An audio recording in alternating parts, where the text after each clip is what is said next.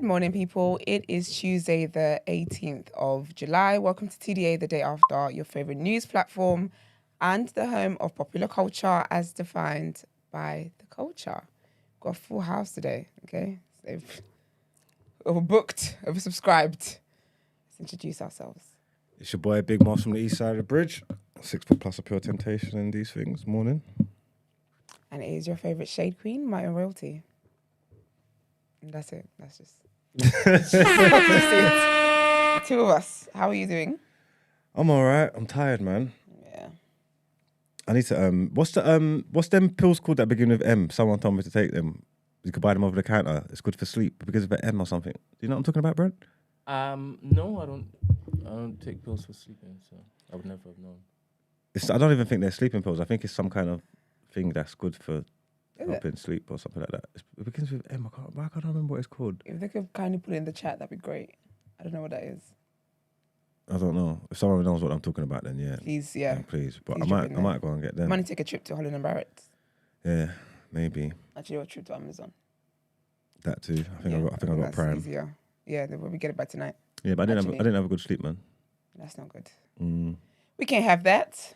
We also can't have you going back to what was. So we have to figure it out. Melatonin? Melatonin. That's what it is, melatonin. I was just about to say it as well, and I thought, no, that sounds too much like melanin. Like ulcer. Sounds too much like melanin. That's wrong. But yeah, someone told me get some melatonin. You sure that's a thing? In tablet form, in pill form? This is what they told me. It sounds like a type of ulcer or something. Like a mouth ulcer. No. That melatosis or something? That's halitosis. Oh. That's fair enough. I think something sounds like it should stink. Fair enough, that makes sense. Yeah, okay, I don't know if try that. I don't know if it works yet. Yeah, have a look on Amazon and you might be able to get it for tonight and have a look. But look at the side effects and stuff like that first though. I thought that it's got side effects. Actually, it's called melatonin. That's a funky name. We can't have stuff triggering other things. All right, yeah, I'll check. Sugar-free sleep gummies. Sleep gummies? Is that what they are? Well, I'm seeing on Amazon there are different versions in it, so you might like the gummy one. Okay. Looks like it's got high ratings. Is it? So what's it supposed to do? I heard it just induces sleep. For how long? Does that mean that you wake up foggy? I'm not sure, you know. The person who put in the has the person tried it? If you tried it, let us know. A lot of people have put melatonin in the group, so maybe a lot of them have used it. Okay. Little addicts. Okay. Well, yeah, the person who told me she uses it, and I doubt she'd lead you astray. Yeah, or have any. I think try it anyway. And then hopefully at some point your body will just naturally get itself into working properly, like without you having to use this too long. Again, I think it's just a transition period. Yeah, it is. Yeah, like a week or two or something. So I should be straight. You will. I told you, I felt like my eyes was awake I feel like I saw every hour of last night though. I got like, even if it was for 3 minutes, you still saw every hour. I saw 1, 2, 3, 4, and then when I saw 5, I was like, I gotta get up at 6. This is bullshit. This is bullshit. What time did you get to head to bed though? What time I get to bed? Yeah. But I was in my bed from about 11:30. So was it that you just went tired or something, or your mind was just awake? I don't wind down. I can't explain it. Obviously maybe it's just routine, innit? Or something like that. You know, like habit. So you have your routines and boom, boom, boom, boom, and you take it out and it's just like, it's not wind down. Like recently, obviously, I try and get to bed. Like I'll try and get into bed. I don't know, 11, half 11. I'm not going to be up past midnight, innit? And I know that. So whatever routine I got, I get into it and I sleep past midnight. But now I change it. I can get into bed at 11 or even midnight, or whatever, and I'm just like this. Like, yeah, okay. So what we gonna do now? What we gonna do now? And then you'll try and sleep, and then it's whack. And then you put on a podcast, and then you'll be like, okay, I'm gonna fall asleep to this podcast, and you get to the end of the podcast, and it's an hour and a half long. And then you're like, okay. I've got to make you fall asleep too. What's that? Breathing exercises. No. You do the breathing exercises. Before you try it. Yeah, because I do, you know. So it's like I didn't even land my point. I said nope. You said that's not my brand. You said no. Which moves the bread like. No, it's guided.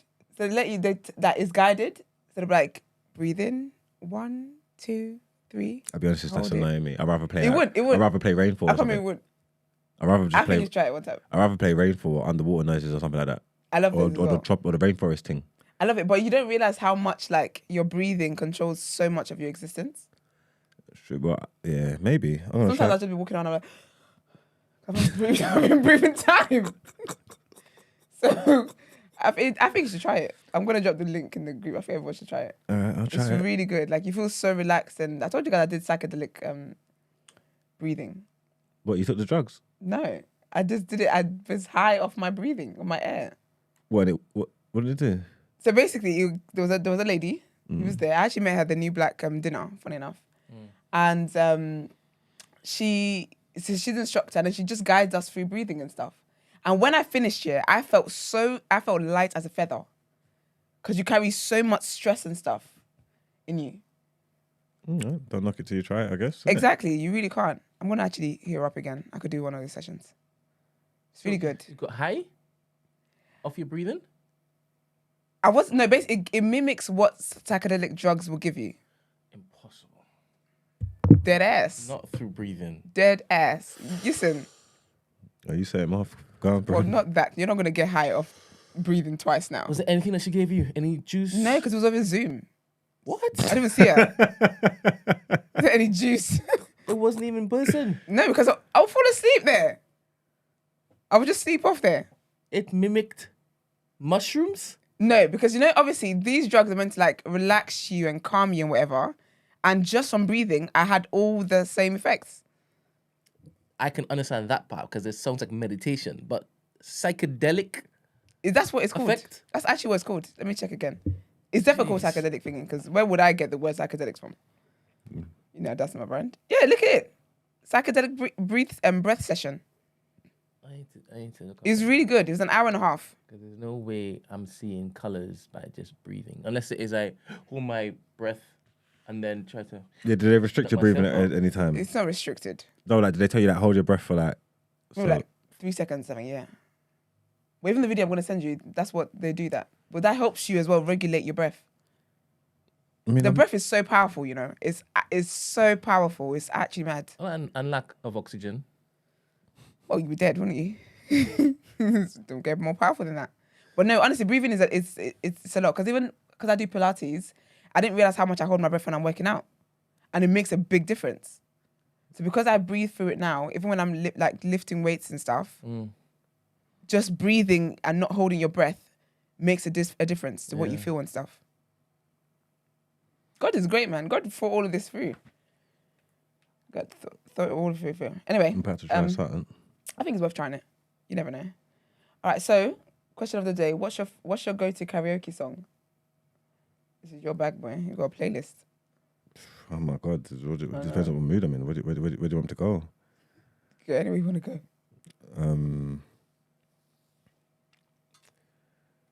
What's If I ain't got you, baby. Oh, Alicia Keys. I don't know. Yeah, that's a tune. That works. If I'd done that, I'd enjoy that. That's a tune. Von said, why don't you just masturbate before sleeping? Okay. I don't masturbate. He said he should start. Yeah, but then it's just like wasting my. You know what I'm trying to say? I like that parent up. Wasting your what? My hunger. I like that build up. You get what I'm trying to say? That's why a gal like me, because when I get my hands on them, I'm serious. You ready to go? I'm ready to, you get what I'm trying to say? Everything that I've been waiting and building up for. Because if I ranked it in down the title, then the ambition's gone. Like, you know what I'm trying to say? The incentive ain't there. I'm not as starving as I was. Like, you're not gonna get what you need.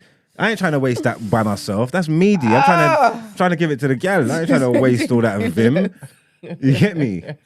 I can't remember the last time I had sex. I'm saving. The next time I have sex is gonna be bad. You get what I'm trying to say? Like, rah, that's masturbate. That's meaty, man. Nah, man. Maybe I have to start seeing someone or something then, boy. That is so funny, man. Just have her in the bed like my little sleeping pill and just slam it up and go sleep. Yeah, if I was chopping, I'd sleep easy. I sleep fast. After I've done, I'm on a dem, man. You know, like the movies. That's ridiculous, man. Fast. You go to the toilet and come back. You think you're talking to me? Those are the kind of guys you want to slap. You're going to slap them and then quickly go to sleep as if you didn't slap them. Nah, if you want me to be awake, we've got to have sex at reasonable times. 7, 8 o'clock. Like, don't be trying to have sex after midnight and think I'm staying up after we're having sex. Like, what are you talking about?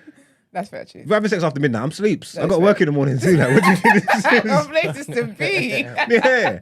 We have sex after midnight. I'm Okay, sleeps. that's a fair rule. Yeah, if you want rounds out of me, make sure we start at a reasonable time. Yeah, 8, 9 o'clock, and we'll go for it. You get me? Yeah. Anything late, I'm sleepsing, man. Trust me. That is so funny. Well, you said you're welcome. Well, I ain't using that tactic. I ain't using that one, man. I don't like it. I don't enjoy it, if that makes sense. It's like, yeah, it's not, I don't understand it, if that makes sense. I like intimacy. I like a body.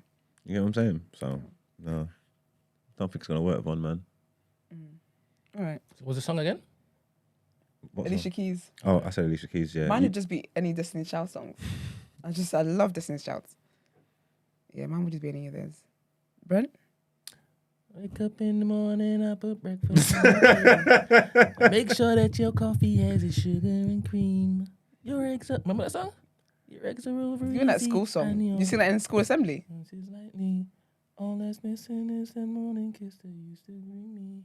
Now you say your juice is sour. It used to be so sweet. No? Get to the hook though. I'm with Oh, him. I feel like I'm with him. I'm definitely with him. You don't talk the way you used to talk, and it's hurting me deep. I got my eyes on when I cry, but it's making me weep. I'm just your superwoman. I'm not the type of girl that you can let go and think That's that what I mean, my everything's vibe. okay. I do Boy, that I am Superwoman. only human. I've been wanting to be a woman. This girl needs Okay, more than that's occasional love and too far. affection, love from you to I don't know me. who this is. I don't think this is my baby. time. It's like Donna something. No, it's not Donna. It's Karen. Shit. In Carolina, it's Karen Miller. I can't remember her name. What's her name? Is it Karen I something? don't know. Old school woman. You don't know. It's a big karaoke rhythm. song. But it's stuck in my head. Oh. I'm not your superwoman. I remember that song. That's a big song. Women can cap, you know. I'm sorry. It's actually ridiculous. I'm not The girls were type of singing girl. that their rent was due. Only to be taking foolishness anyway. Yikes. Hate to see it. Okay. All right. Well, let's get into our headlines.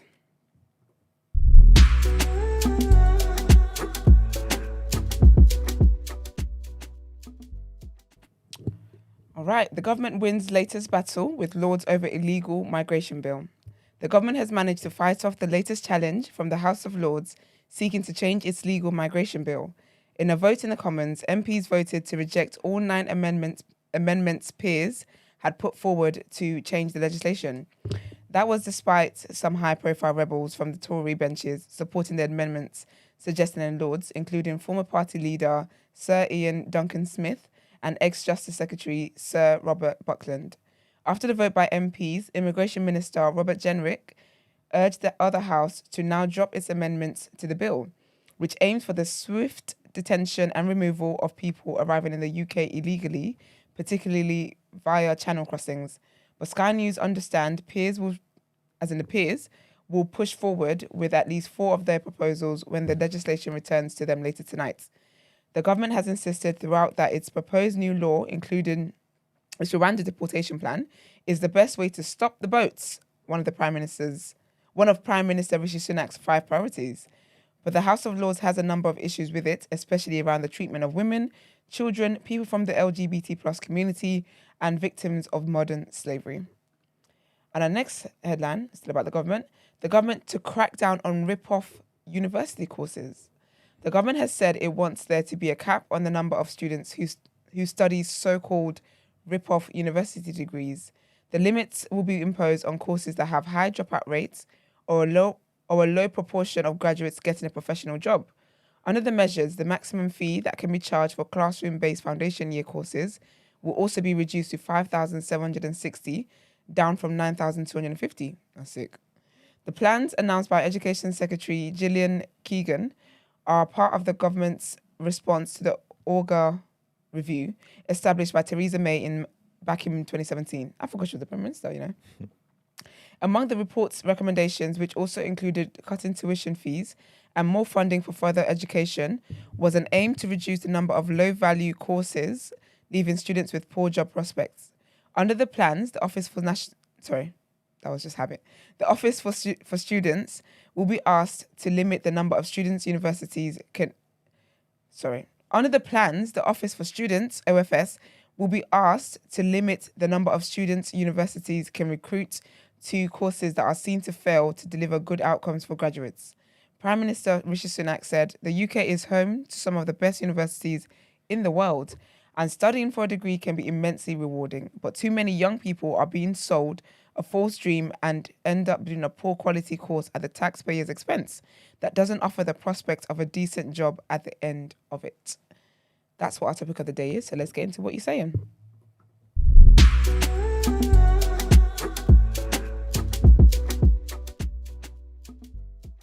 Well, our topic of the day is, this is what the question we got for you lot in the chat as well. Should the government have a say on which courses you can and cannot study? You get me? So this is what we're asking. Why should the government have that level of control? Like, do we agree that they should be able to do that? No, I don't think they should. How come they said it was the taxpayers' money, but people always got thingy fines? Don't you pay for it yourself? No, so basically you get the student loans, but not everyone pays off their student loans. It gets written off after a while. Or does it? Yeah, and then from your salary, you pay like a little. When you're earning a certain amount, you pay like a little bit into it, kind of like the NI thing. What I pay at the moment, and what I loaned out, they never get it back from me. They never get it back from me. And imagine how many of me's there are there. Yeah. So technically, it is taxpayers' money. Okay. Because it's just money that the government loaned to people. That is, most of it's not going to come back. Okay, so do you feel they should have a say? No. People's talents are different. And I feel like, because it might not be, you might not think it's, no. Because I guess they're talking about job prospects and stuff, isn't it?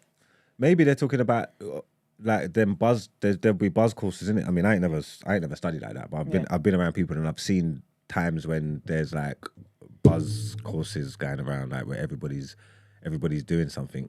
And it's just like a fad, or like, you know what I'm trying to say? It's in fashion to go and do this thing, and then bare people do it, and then they come out and they don't use it. And they don't use it. But there's a lot of degrees people use. A lot of people that do the degrees don't end up using it. I studied politics. I'm not a politician. I do nothing to actually. I know someone who done the CSI thing. Sorry? Is that fighting crime? Like, you know, like crime scene investigation, the forensics and thing like that. Is it? And apparently that year, that was all high because of the show. Oh, really? Yeah. And they ain't never done no crime scene investigation in their life. Might be one of the Twitter ones. You know what I'm trying to say? They ain't never gone on detectives. I didn't see like an overwhelming rise in forensic scientists outside. Like, you know what I'm trying to say? Like, you just got gassed off a ratio, done the course, wasted up the people's time and money, and now you're just all on the road with these qualifications that no one ain't using. And crime rates are still high. Also, I hear a lot of people have degrees or qualifications and stuff like that, and the field that they're working in is not in that. Yeah, that's a lot of people. So what's the point? Because even like when my mum works, it's like there's people there who said like art and history, and she works in finance. So it's like, what are we doing here? Yeah, there's a lot of people like that. Because even I wanted to do law, but I didn't go the law route with my undergrad degree. I did sociology and politics, but I was going to end up doing law. Do you get what I mean? There's people who studied like engineering, and now they're clowns. I mean, you just never know. But obviously, we've got the freedom to do what we want, innit? So if someone's an idiot and they're saying they're passionate about something and this is what they want to do, regardless of what transpires from it or whatever, if that's what they're saying, that's what they want to do, that's what they want to do, innit? Do you know, I agree though, because they said about some of them have high dropout rates. I think they should have quotas, and I think we should do tests to get in. If you're passionate about this, you would do a test to get in, and you study for the test so you can pass the test. And because you did so much to get into the course, you will stay with it. You stick with it. Because if it's got like a high dropout, that means it's dead anyway. So that's a waste of money. Because they would have taken the student loan out for that. That's a waste of money. So are they trying to like help themselves on doing wasting courses, or are they trying to help people from making dumb decisions? They're definitely trying to help themselves. They don't care. Because if they cared, they would invest more in like industries where people can get more. First of all, they'll put university fees down if it's that much of an issue, and there will be more jobs people can do. There's a lot of graduates that don't have jobs. A lot of people that finish school and they're doing like menial jobs. I hope menial is not an insult. I think that's an actual sociology term. So, apologies. Yeah, because in the doc here, it's saying what like we can't do what you want, ain't it? You that's paying for it, but you're saying it can get written off. I'm barely paying for it. Might pay for it eventually because I want to be rich, yes, but you know, Yeah. them little £200 they take every month ain't doing. Actually, is it even 200? I don't even know how much it is. I'm gonna check, but they're not taking enough for me to pay off in the next 10 years. That's And I think after like 20 years or something like that, it gets written off. So, because even people, so like say for example, my brother, yeah, when he went to uni, it was like I think £3,000 or something like that. I paid £9,250 for him. I don't know who added the 250 to ends, but he went to uni, like his age mates went to uni when it was like £3,000 or something like that. They haven't paid it off because they keep adding interest to it. So you never really get to pay it off. And after a while, it gets cancelled. I've never understood how come it takes people so long to pay off their student loans. Because I'm not paying it off. It's not priority. If it was a personal loan, obviously then you'd be more, it doesn't affect your credit score. It doesn't affect nothing. Oh, don't it? No. So if it was, because obviously, say a bank loan, that affects your personal life, like your social setting in society. A student loan doesn't. Whether you pay, because essentially you have to be earning a certain amount. So everyone who's not earning a certain amount doesn't pay off anyway until they earn that certain amount. I didn't know it don't affect your credit or anything. No, it doesn't. Oh, that's calm. So why is everybody stressed for that? It's free money. Nobody's stressed. The government's stressed because it's their money that's out there. But the people who have student loans, if I had all the money in the world tomorrow, the student loan is not what I'm paying. Like I wouldn't be like, okay, let's just pay that so I know that's up. It doesn't come to my mind. I forgot I had a student loan until we had this conversation this morning. Like it's not a thing to me. I just went to uni and I was like, that's great. And that was that. And what they used to do as well, they used to give people grants as well.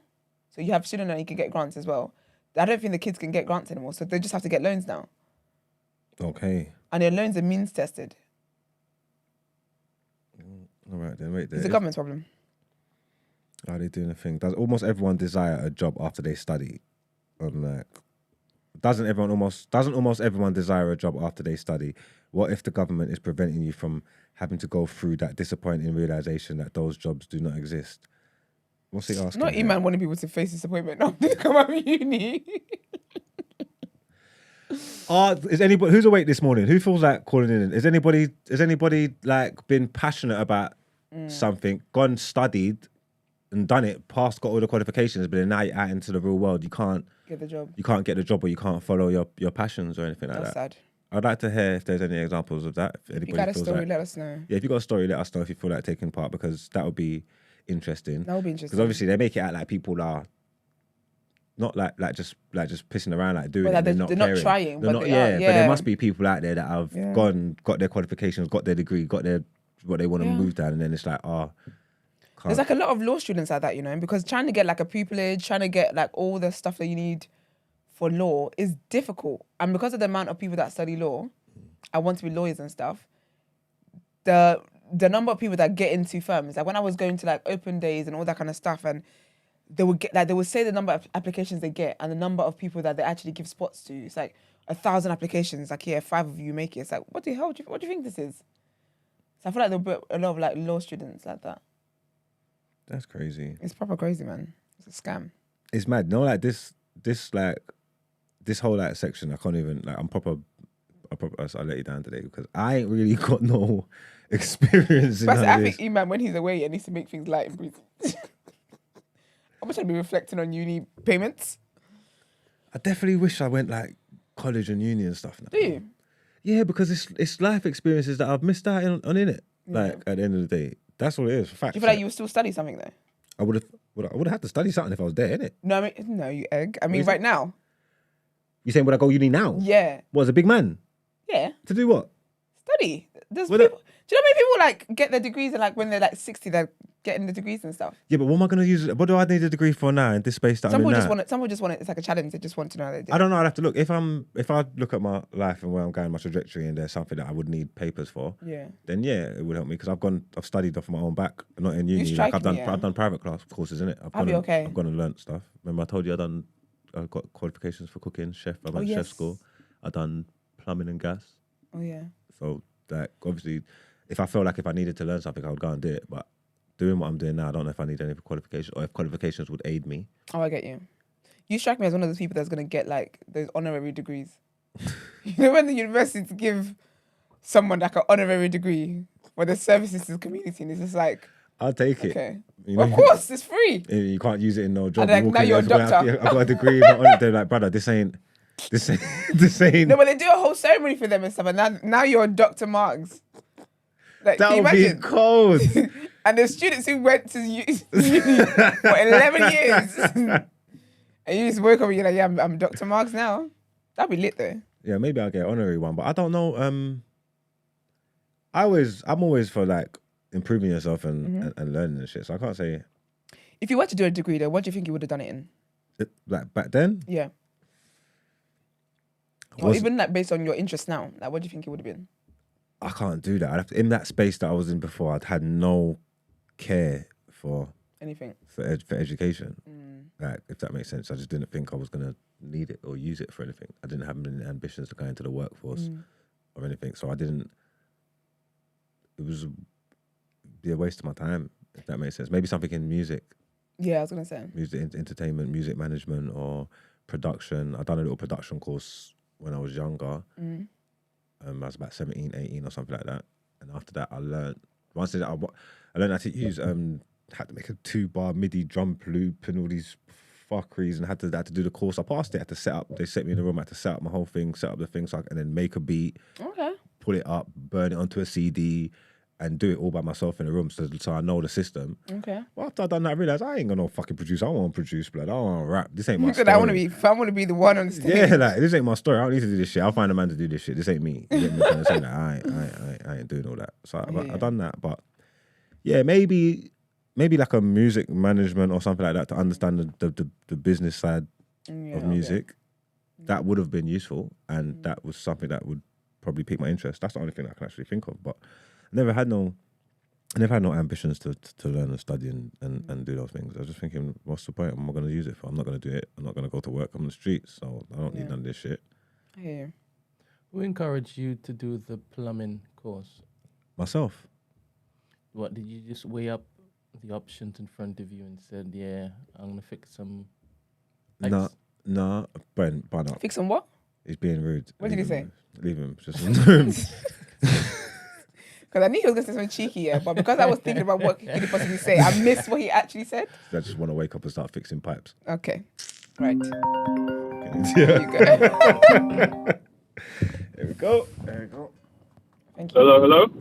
Good morning. Sounds like Saleh. Morning. Yes. Your dad need coming in. Good morning, Tujoke. How are you? Yeah, I'm good. I just thought I'd call in about this one, just because I'm also part of the 3K gang that paid for uni. Must be nice. But this is the thing. I don't know how the government is going to tell me what I can do in terms of courses. This is the same government that, I'm showing my age here, that when I was finishing was in credit crunch. They don't know what's best for me, so they're not going to be able to tell me at 18, this is what we think you're going to be able to do in the future. I heard that. Did you use your qualifications to once you finished it in your work, what you do? I didn't, and this is the problem, because obviously... So then why can't they tell you then if that's the case? No, because my thing is, they don't know me personally, because the way I look at it is, I went to uni based on the fact that, Nigerian household, you had to go uni. There was no if, buts, or maybes. So I had to go through to do my A-levels and then have the conversation with my parents that basically pushed me into the degree that I didn't really want to do, which is the reason why I didn't use it. Okay. What did you do? Biochemistry. Ain't that a big degree? it's big, but it's broad. So it's like, if I'm not going into the lab, it's a bit like I'm going to have to pick up other things with work experience anyway. Okay. Do you feel like with what you're doing now, you should have went and, well, obviously you wanted to do something different anyway, saying your parents made you that, but do you feel like it would have made a difference if you'd done something else? Yeah, because like I'm in IT now, so I kind of wish I went into computer science. Yeah. But this was the problem. When I was doing like GCSEs and all of that, IT was GMVQs. Okay. So it was one of those where it was looked as like a meaty course. It wasn't a proper GCSE in my parents' head. So it was like they didn't know what it was gonna obviously turn out to. So that was the reason why I didn't pursue it the way I could have done. Okay, fair enough. But still, you're saying that was your choice to be able to pick whatever you want. That was my choice, and I still feel like I don't think the government are better suited to tell other people what they should do.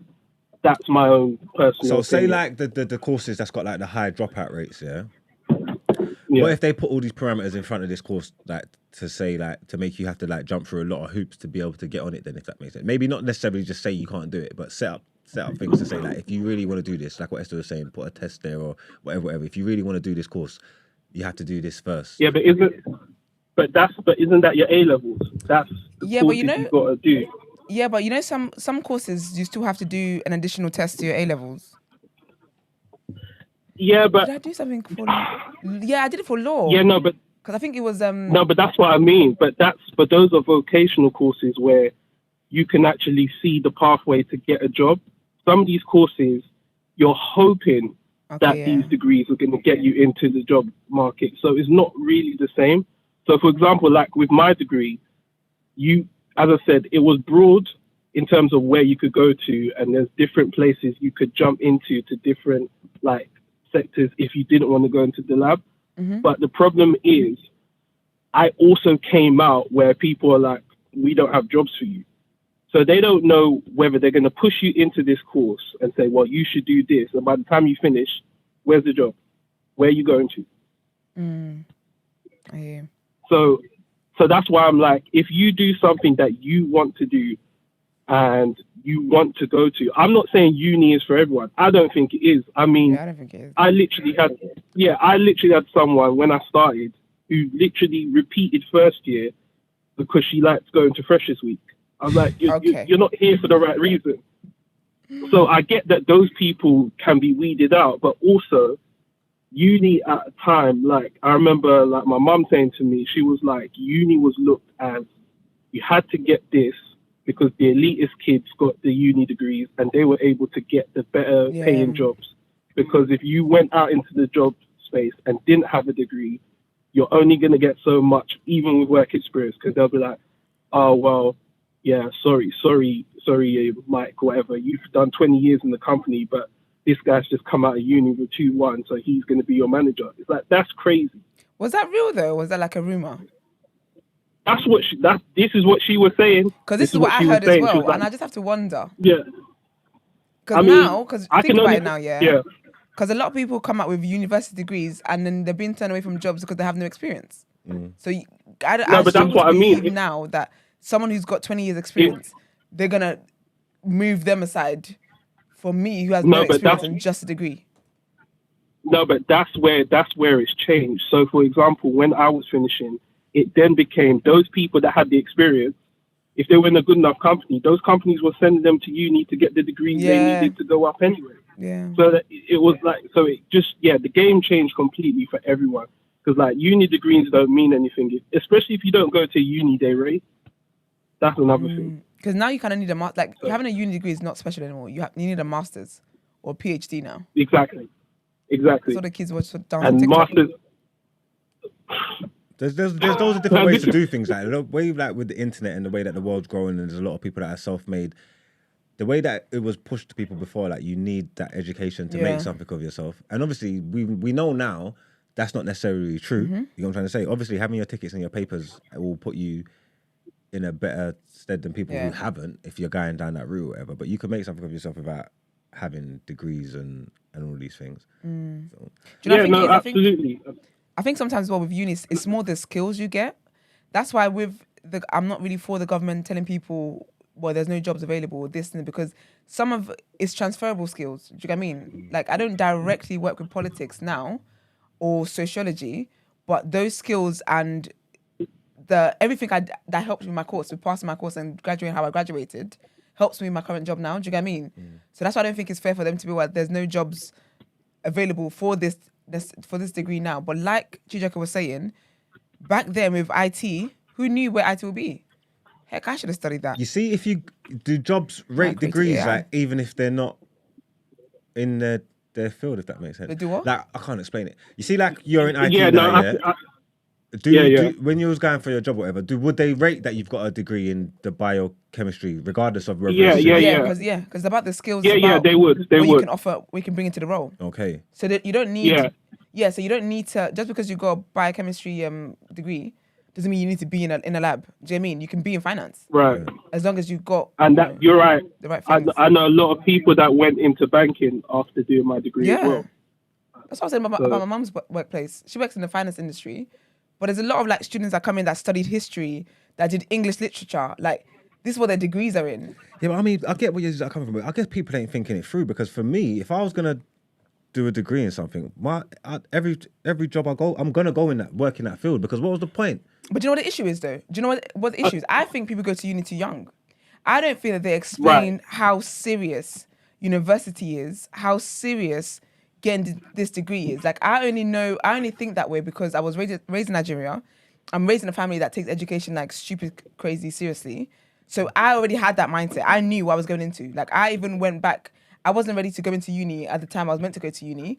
So it's like, I'm going to change sixth form, then do year 12 again and change my A-levels or whatever. Do you get what I mean? So I feel like people go to uni young. But then when I think about it, though, in Nigeria, I think people go to that uni like 16 or 17 or something like that. Is it? Yeah. Yeah, but I think there's more of a focus a year in Nigeria. Yeah, no, but I feel like there's more of a focus in terms of like Nigeria, in terms of where you're going to go and how you're going to use it. And I feel like and I feel like here it's very much like it's vibes. You're not and you're basically told, and I think it is too young, because if you think about it, you're mapping your work future even before you get to A levels, because your GCSEs then determine your A. So you're telling me at 14 I'm going to decide my whole working life. That's crazy. And that's because I feel like even though they might go to uni younger in Nigeria, from young, the way we see education in that country anyway is different. Like, the curriculum is different. Everything is advanced. So your mind is already in tune with what it is that is required. Do you know what I mean? You go to uni knowing that, okay, when I come out, this is what job I'm going to get, kind of thing. But here, it is young, because I think as well, the jump between GCSEs and A levels, you're not prepared for that. GCSE, all the way from nursery or whatever, you're spoon-fed education. When you get to A levels, it's all you. But when you haven't taught kids how to be independent in their studying and stuff, you don't expect them to just magically be able to do that. And then when you get to uni, it's even worse. But uni is mad because you think you're paying all that money. And I only had like 50 minutes contact time a week. And I'm paying £9,250. And uni is shorter months than normal school is. Do you get what I mean? So I don't think that kids are prepared enough for education in this country. I don't know, man. But then saying that, I was just going to saying that, like, I wouldn't tell my daughter to go to like uni now if she didn't know what she wanted to do, because it's way too much. It's way too much pressure. You wouldn't come? No, obviously you're saying you wouldn't, but would you feel it would be wrong to come from a position of you want your daughter to, like, say, like, if you wanted to like carve out a path for her and say, like, look, you're gonna do law, you're gonna do this, like not like basically like force it on her basically, and say, like, look, go on pattern up to safeguard her, to make sure she's got the education and degree, because like you said, even if she doesn't go into that field, it's still useful to have a degree and stuff like that. I mean, but this is where I'm lucky. She's smart enough where she can go. Okay. But it's one of those where I wouldn't want her to go if she's not entirely sure what she wants to do. If she wants to do like work experience or whatever, before she goes, then that's what I think she should do, because of how much it is. So, because it's like a big mistake if you get it wrong. Yeah. And I don't think we should be burdened with that kind of money. Okay. fair enough. Uni's not like uni over here is not like a uni in America and shit, is it? I feel like unis in America look lit. Unis in America look. They look so fun. When I watch them films and all that, And they got the sorority houses and stuff. I would have been the. I think Stacey or Shayla needs to call in about that. Hey Stacey, call up. Let me know what uni's like in America. 'Cause I'm telling you, I would have been like Zach Morris, the Stifler, one of them man there. You know, like I would have been the quarterback, the point guard. Yeah. Yo, hey, uni would have been brazy. Take me back. Take me back. You ain't never been there. Take me back. You're like you lived in America one I point. can't. So take me back, you know. All right, guys. Thanks I'm for gonna that, go. Thanks, So I'll JK. wait Have a for lovely day. yeah. All right. You too. Unis in America look lit. Even high school. Yeah. The high school looks so lit. Yeah, no. But I don't know if that's the reality or if it's just the TV made us think that. That's what I want to know. I want to know, is it Stacey, where you as at, girl? cold as it looks in the movies? Stacey, Shayla, American Girls. correspondents, Like, what the hell, man? rise up, stand up. Because it looks so fun over there. It just looks so lit over there. And them, they look like they got, they're more like, maybe it's more beneficial going uni over there. I feel like they people do things like, they got like sororities and their alumni. Exactly. You get help, you get jobs from people that was into your uni and all this these is it. things. And you know what I'm saying? Hey y'all, Hey, y'all. It's such a bird. how are you? Firstly, you need to turn down wherever you She got just down. walked out the gym. She's Oh, sorry. Oh, sorry. babe. she's answering your call. Thank you, actually. Thank you, babe. Appreciate Yeah. Still on camera. So, ask me a question while I walk out the gym real quick. What was the question again? Is the college, is your university experience like what is depicted in the movies? Like, if that makes sense, the things that we would have seen over here. Can you give me? Example, Like, Can you give me? American Yeah, I believe Pie. that's your reference. American Pie. I even watched American Pie. What Like, else is it just then? like parties all the time and like, because I feel like they got like a strong sense of like community. It's just like grownish. To be honest, it depends. Like grownish. Okay, grownish, child, anything with that girl is a bit OD. But I think it depends where you go. Like, sorry, I'm out of breath. I just got off the treadmill. But it depends where you go. I went to a Black college, so I think that really impacted my experience a lot. And similar to like what you guys talking about, I dropped in the chat very briefly where I could catch my breath. But I think sometimes it's not going to school is not so much about like the academic portion. Yeah. Like, obviously, if you want to be a surgeon, I beg you go get a degree and get your certification or whatever. Please. But don't Stop doing BBLs on these if girls. you're exactly like I work in the music industry, so I don't necessarily need a degree that's credential based. So my whole intent in going to a Black school, B, a Black school as notable as Howard, was more about me having, building my network while I'm in school, but also being able to, note that experience and note that network when I get into the music industry now.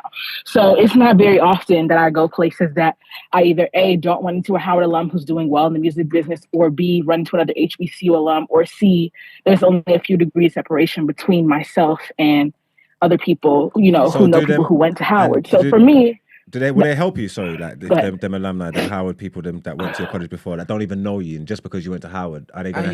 Hell yeah! There's that. been many times that I've gotten interviews, and all I have to say is I went to Howard, and I'm applying for something, or I'm saying I went to Howard, and I'm already getting the interview. That's adding on to the fact that I'm also a Delta, so sometimes I can go through my sorors, we call ourselves, and if I'm looking for a job, the likelihood of me being out of job is slim to none, because all I have to do is send a message in one of our group chats. Sorors, listen, this is my situation. I'm looking for a new job. I'm relocating, and it is what it is. But that also is a distinct difference between Black sororities and white sororities, because white sororities, you'll hear people say, "Oh, I was a member of Tri Delta," notoriously racist sorority. But it's a white sorority, but like for us, it's a lifelong commitment. So like I'm still very involved in mine. Like it's a lifetime thing. Like people will sing at my wedding. There are things happen when I die. Like it's just certain things that like we do to maintain that connection. But echoing the point, like it just depends. White schools, America's really big, so there's a lot of universities, and some universities are more commuter schools. So that's obviously gonna dictate your experience. Some people literally go to class, it's their local university, and come home. But if you're at like a proper university, where it's not a lot of commuters, a lot of people coming from all different states, all different countries. I had most of my friends were actually international students from Nigeria and Ghana, surprisingly. But like, yeah, like you bond different, and there's different activities going on campus that you're probably not going to find at commuter schools or different universities, other places. There's going to be a lot of parties, a lot of stuff going on. Like people at my school smoking weed on the yard. Like, don't let it be, 100 degrees outside. The sun's out, ass out on the campus. Like, that was just our experience, but I don't know if that's the same for y'all. Yeah, What age definitely you ain't. guys go to uni? I feel I like ain't Black been to uni, Week, and I can tell you that ain't the same experience for them. What, over here? y'all also don't rep your schools. I find that so bizarre. Like one thing that's so like funny is that I was told by actually somebody from the UK, they were saying they think it's so interesting how like when you come to America or you have Americans flying into the UK, you see them in their college gear. Oh my God, like that's so standard. There's not a time that I'm traveling that I don't wear either something Howard University or something my sorority, because when I get them little, hell yeah, when my luggage is 5 pounds overweight, I'm going to the black lady at the counter. She's gonna know my sweatshirt says Howard. She's gonna know my sorority on my sweatshirt. She's gonna slide that bag through. Easy. I don't own one I don't know. wristband from the University of Kent.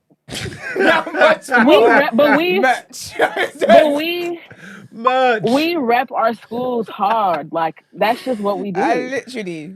That's what age did you guys get to uni though over there? We graduate high school at like 17, 18. Okay. Some people at 16, and then we're in school for 4 years, so we graduate when we're like 22, maybe 23.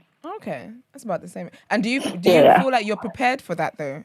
Because over here, I don't know if you heard what I said about we're not prepared from from secondary school to A levels to then uni. When I don't think people are prepared adequately enough. So do you feel like you are in America? You know what? I think it's a yes or no thing, but if I was advising like a relative or like a child, if I had a child and I was advising them, I'm sending them anyway, because I think that sometimes, again, it's not just about the curriculum that you're learning in the classroom. I know there are many people who like they have kids who like maybe they're not academically the best, but you're going to learn how to discipline yourself when you go to college, when it comes to your academics, when it comes to your social life. And those are skills that's going to transfer into your adult life that you wouldn't have learned anywhere else. There are some people who when they stay home and they don't go to school, they become so complacent, they don't know how to operate outside of that. So it's like, at what point are you going to jolt yourself into entering the real world? Yeah. You're not. And you might as well do it while having fun. Hell, it might come with a little bill, and there are ways to finesse that. Out here, at least when I went to school, my class is the last class that Howard was giving scholarships like candy. I really didn't pay much to go to school. It was cheaper for me to go to Howard than it was to go to my local state school, which is not often the case for a lot of people. But I would just advise people to go. And especially now in times, at least out here, go to a HBCU. Like my kids don't have the option to go to a white school. You either go to Howard or I'll settle and possibly let you go to another HBCU, but really it's go to Howard. Is there HBCs over here? No. Was there no black schools? Is there a black uni, Brent? We barely have black businesses. We're going to have black unis. You think they'll give us a black uni? A black college for black people? No way. That's not the way it works, though. What do you mean? For us, it came out of it. Our historically black schools came out of us black people not being allowed to be at white schools. Yeah. Exactly. So that's the history of where, our schools, our sororities, our different things came from. So that's probably not going to be the case for you guys. There might be, we now have these things called Hispanic serving institutions where majority of the students are Hispanic. Y'all might have schools that might be like that. It's like we used to have like Muslim schools. Black students. I remember growing up, we used to have like Muslim schools and stuff like that. But they stopped. I think they stopped that. Well, it seems like in my area they stopped that. All them schools are gone. They're not allowed it. I don't know if it's not allowed or what. I don't know. Someone said the black one is DMU. But we also have stuff like somebody said ACS. Is that y'all African Caribbean Society or something like that? Well, them shits is dead. Oh, where I went to school, our ASA went up. I went to school, Howard is in DC, so the DMV area, DC, Maryland, Virginia, is a lot of Africans. Literally, ASA changed my life. Like, when I came to college, I wasn't really, I don't know, I'm East African, I'm Kenyan, so we Americanize a lot different. Like, I feel like we lose a lot of culture when people come out here, different from the way West Africans do.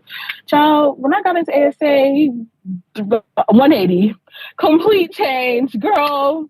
Your girl came home understanding Yoruba. She could speak a little bit. Child, Afrobeats. African, East African, I don't know. Like, Yoruba sometimes. Yeah, I love that for you. yeah. No. I can understand a lot of your part, and I can speak a little bit as well. But yeah, no, that definitely changed my perspective. But again, I probably wouldn't have got that going to a white school. So another It's different question. for us. I know you got to work out, but Yeah. so the No, you're good. obviously in the movies we see a lot of like hazing when it comes to entering like a sorority. Is that real? Delta Sigma Theta Sorority Incorporated is a non-hazing organization. I love that. Yeah, So I guess it's the white one. that's Then. what that is. The Maybe last having them do time we wild asked stuff. her this question, Sure. she said she couldn't divulge certain things because she'd get in trouble. Oh, is it? Oh, okay. Can you message me privately on Instagram then? I wouldn't tell anybody. They definitely be hazing anyway. Maybe not her. Sorry. I just want to Delta know. Sigma Theta Sorority is a non-hazing organization. See? We do not haze.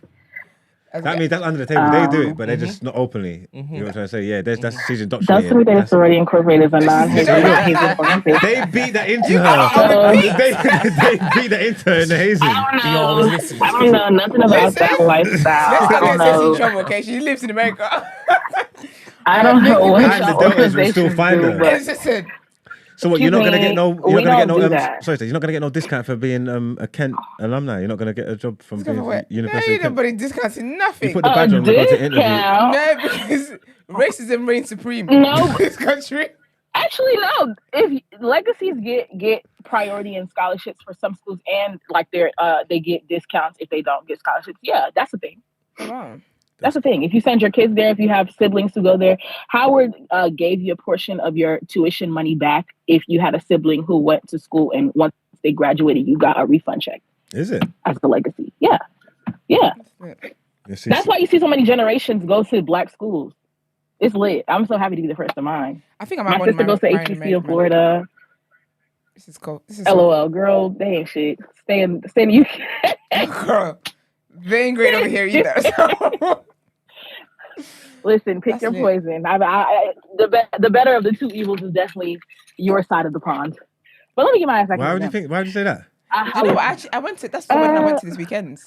My family friend married an American man. Somebody from America? Yeah, she's moving there. She's moving there was today, he black? actually. And he's so lovely. Was he black? Yeah. And he had like American where was he friends from? and all their little accents. And I said, this is a bit of me. But I want Where one was he that's from? like The moving South? here. I can't move there. Where is she moving? Oh, I don't like know. what state? You know, that might give context as to where he's from. I don't know. I can't remember. I don't think if you had to pick American men, maybe a Southern man, they'd be a little more hospitable. But personally, isn't that like where another Martella's thing. from that show? Southern Hospitality, man. Love and Marriage Huntsville. Yeah, like Southern men actually, you know, if you find a good one, which they're more plentiful than other places. Yeah, but they actually care about their women. Are those in men my that's humble opinion, they want me to cook and clean? Maybe, but there's an exchange for everything. No, I think people are modernized now. People are modernized now. Okay. But I think that's another thing that I developed in college. Child, I don't care for no American man. Run me my African, please. Thank you. I learned that there are some things culturally that I just cannot exchange, and I love my black men, but the attraction is just not there. Not there for the American man. Sorry. Quick question. Sorry, another one just before you go, right? So here, we are told, African girls are told that when we get to uni, we're going to find our husbands, yeah? Do you find, is there marriage material men up in the uni? Because I don't think the black girls were prepared for that. God forbid I find a Howard man. God Howard, see, this is also the weird thing about going to black schools right now. Yeah. So right now, the girlies are topping the leaderboard. So it don't be a lot. There is a lot of black men. Don't get me wrong. It's just not. It's not equal. Like at least at Howard, the ratio was like for every one guy, there's 9 women. So double that with top that with how people are obsessed with options now. It's like the odds of you finding a good man at Howard, at least while you're there, is not very likely. But no, I don't think a lot of black women do that. Like they aim to find their husband at the time. I think everybody has accepted the fact that men from the age of like 18 to 25 are not really serious. So have fun while you can have fun, and when it's time to be serious, it's time to be serious. I thought the majority of the people that's in relationships met in like college and uni in America. I'm going to tell you, it's a lie. They might have, but did they stay together from college, high school to... In America, I just see references of stuff like that all the time. People in relationships, they met in uni and shit like that. Sweetheart? Yeah, all that kind of shit. Yeah, there's never high school sweetheart. I thought I was going to get that. I'm not into any rubbish high school sweetheart because I just feel like, why can you breathe? Like, you were with somebody from when you were a teenager, damn near a kid. Like, you've never had any options outside of that one person. Obviously, you don't know anything better than that. So obviously, you're going to think that's good for you. But I think that, you know, if people happen to meet while they're in high school, meet while they're in college, they might have tried it. It didn't necessarily last. You know, they explored the world and came back together. You can't challenge destiny. But for me to the same person from high school up until when I'm an adult, God forbid. Sorry. Impossible. Crazy, man. All right, fair play. And I don't advise it either. All right, thanks for that, Stace. Thank you, Stacey. Yeah. Enjoy your workout. No problem. Talk to you later. See ya. All right, bye. Yeah, yous are damn bad. Yous ain't getting jobs. Yous ain't getting Men. free luggage. Yous ain't getting men or nothing. You just going uni for no reason. Just listen. Just for vibes and debts. Wasn't your husband in Kent or Nah, man. Did you have A babe. yeah, was you doing relationships in college? I mean, uni and that. I was doing long distance. I was doing long distance. My man, he's off my CV now. Technically, he's not my man, so technically I've never been in a relationship. But the guy I was seeing went to a different uni. Oh. Well, he was having a great time, Marks. he was having a great time. I caught wind of it, and I said, "Oh, so we're doing." So then I said, "Okay, well, so this is done then," and then I proceeded to have a great time. So, as long as you had a great time, I did. It was a great time. So what's like Freshers Week and all these kind of things? What's the activities? What's going on? Like, why is it It's so just good? going out and drinking. That's it. I didn't say for my first freshers year. I think my first freshers was actually Hello, third year. Hiya. Morning. Good morning. It's Good morning. Christy. How's everyone? Yes, Christy. Sure is. Morning, girl. You're right. What's Freshers Week like for you, Christy? Was you just slamming the place up? Okay. What? You're slamming the place up, you know. Vicky, what the hell? Sorry, ignore me. Was it fun? Was it good? Fuck.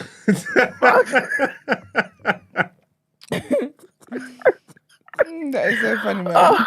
It's good to have you back, Marks. It's good. Thanks, man. I'm getting jokes from the comics because I went to DMU. Oh. The way DMU is just... Baby, I'm sorry. No, but you know what it is? DMU No, Coventry. the thing is... No, the thing is, yeah, I'm going to show my age here because I can't lie. I was a test dummy for DMU. Let's be clear. What do you mean? I was a test dummy. You got ran As through? in... Okay. Whoa, As that's in, worse than me. you know What are the talking one... about? No. She never heard talking you. about? As in the analogy of we were the first, basically, or let me say the second generation of black people going there. Because let's be clear, So you like, look cruel to the rest I of them. never knew about DMU before. I never. My plan was I need to get away from my parents. Okay, That was my plan. So I was like, okay, I need to go out of London, but not too far out to where I can come back. So I kind of just settled on. I just thought so I went there, and then because I already knew what I wanted to do. Like went through all the careers and all that kind of stuff. So when I got there, I saw that they did my course, but again, I was a guinea pig because I think again I was the second batch to run that course. So I studied media technology. So obviously, how the industry is now to how it was then, it was viewed very differently. So again, it was kind of like we were the test dummy. So when I got to campus, when I got there, I was just like, no, where's all the black people? I was like, no, where is my people? And then our group of people, like, it was like, anytime you saw a black person, it was like, where's Wally? Literally, your head turned like a swivel. Literally like, oh my God, I see you. And we would get so excited. Literally. Like, it was, we actually called Leicester. I don't want to say what we actually called Leicester, but we called it a certain term. Oh, is DMU in Leicester? Yeah. Oh, I heard about DMU in Leicester. Yeah. We called it a name, and we was just like, no, we need to find our people because it was very flooded with. So what are you saying? You started the migration of the blacks? I would say my year in particular, that's when the floodgates opened. After my year, there was a particular event. See, again, I'm showing my age. I don't know people in the chat, but there was a particular event called the Coach Party, that's when the floodgates opened, literally, for black. Like it was the place to be in the Midlands, like that coach party. So basically, it was a concept of coaches will come from every uni, from London, from Birmingham to Manchester to Coventry to all the places in Midlands, and they will come and congregate in Leicester, and there will be a rave that like literally it was Barfest is the UK's Freaknik. That sounds like Freaknik. It is. For real. Freaknik. Mate, to the point where people crazy scene. No, it was literally like it was the promo video would be like girls that put their top up, and it was mad. And that's the promo video. I went to one. No, it was such a sick concept because even people had so much fun. They missed their coaches to get back to uni. Some people got stranded. That's how like we was having the time like, and that's when the floodgates opened. Because I remember when I graduated, it was just like all I was hearing, DMU. Oh yeah, that's where black. I was thinking this was not my story in the beginning. Obviously, second year got better, and then third year. But that first year, oh my god, like. It was, and then like obviously they started like the ACS and stuff, and then I put in the chat that I actually won Miss ACS, and someone tried to come for me. Look, I didn't say it was a USP. Yeah, someone tried to come for me. Look, I didn't say it was my USP, but I'm just saying it was just all them kind of things. But now it's such a funny experience because when I hear of DMU now, it was just like, oh, that's basically where every black person goes. But that wasn't the story in the beginning. Like literally, no one even when I used to say, I would even say quietly because. It was one of the ones. The major university in Leicester was Leicester University. So if you went to DMU, they was like, "Where's that? No, who? No, you went Leicester." I'm like, "No, not Leicester Uni." It was like the subpar uni compared to Leicester. Like basically, Leicester was the elite uni. But the funny thing is, the black people who went Leicester Uni would always come to the DMU events because Leicester was dry. Yeah, it would be dry because it's a good. Got to the point where now DMU eclipsed Leicester Uni for black people anyway. Like now, it's just like, okay, now did you go DMU though? If you say Leicester, automatically people say DMU. They don't even say Leicester anymore. Whereas that's not how it was before. Like you'd be ashamed to say you went to DMU in the beginning because no one knew where it was. Well, there's two unis in Leicester. Yeah, the University of Leicester. Yes. And then DMU, the Montfort University. What's it called? De Montfort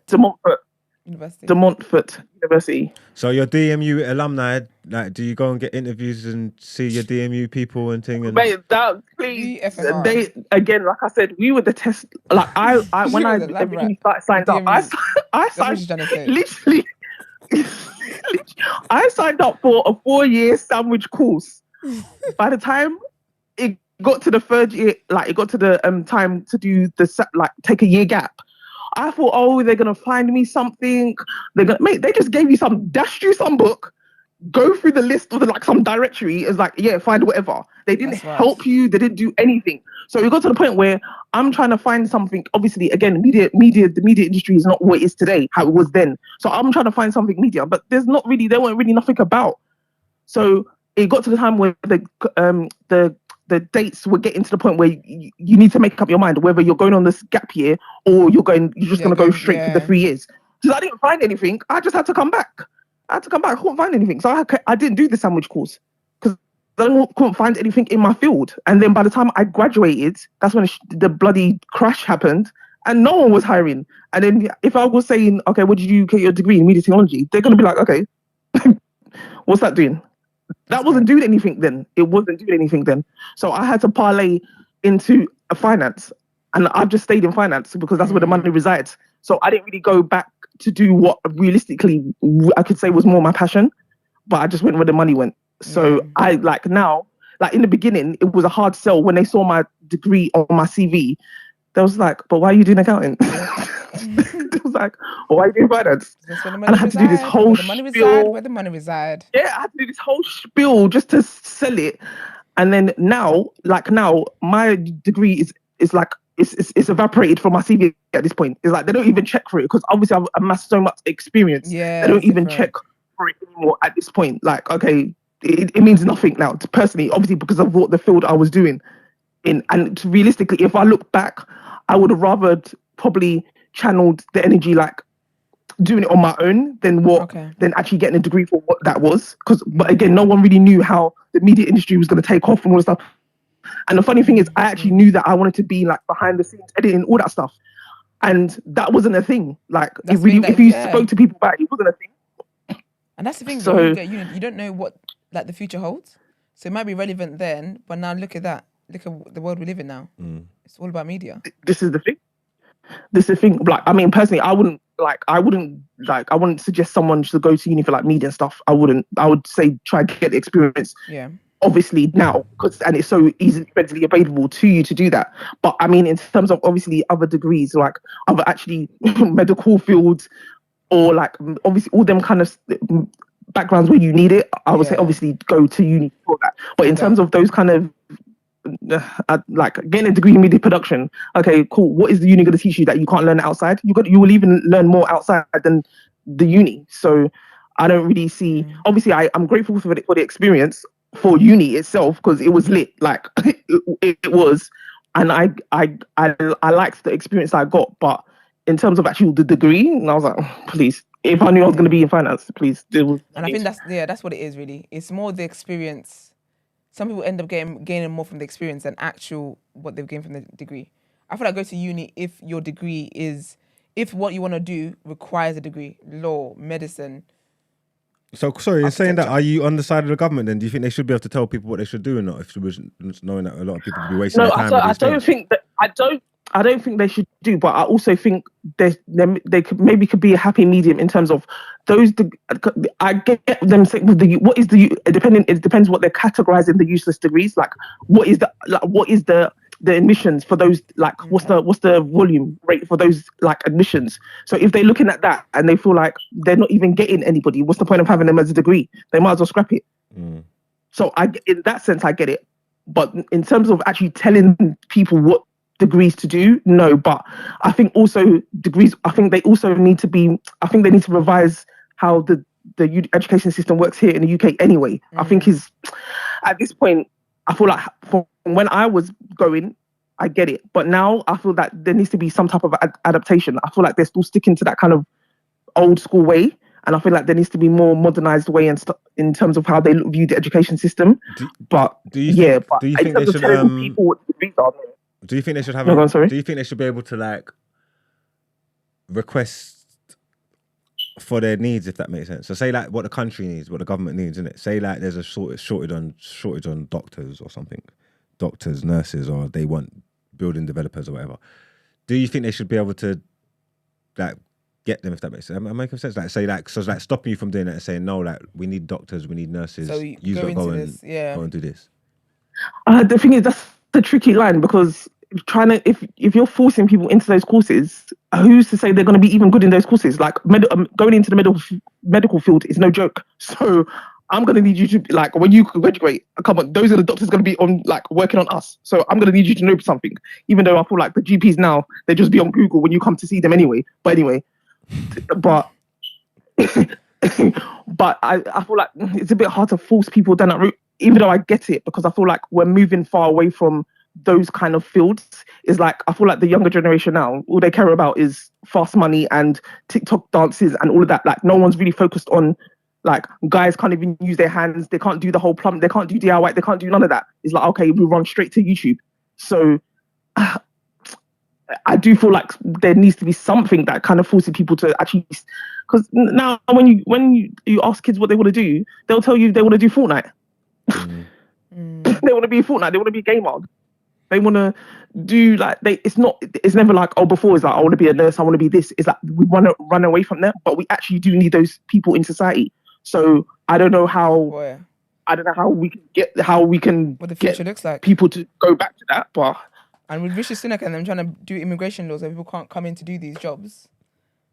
No one English wants to do them. I tell you, I was just in the hospital, yeah, and the overwhelming majority of them nurses and doctors are people of color and immigrants and stuff like that. Like, it's like a lot of people from other countries that come over and work and stuff like that. Like the majority of them, like bare of them, like the people that actually live here don't want to. Yeah. They're not doing that. They're not doing that shit.